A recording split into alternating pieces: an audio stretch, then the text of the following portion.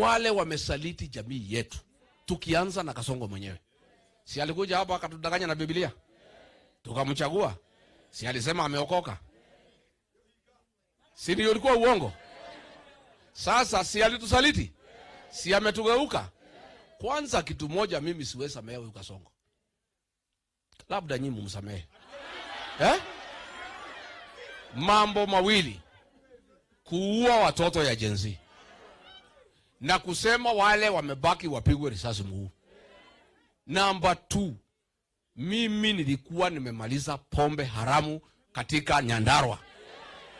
Huyu Kasongo akapanga na Soprano ya kwamba ile pombe inaua watu irudishwe hapa Nyandarua iue watu wetu.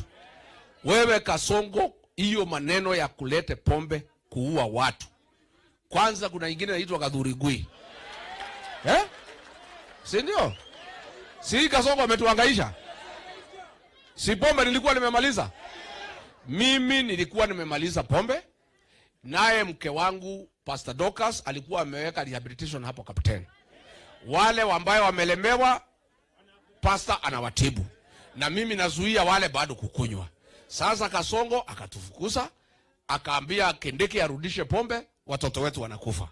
Sisi tunaomba Mungu asaidie watoto wetu mwaka huu peke yake. Next year nikiwa rais wa Jamhuri ya Kenya, kazi ya kwanza ni kupigana na pombe.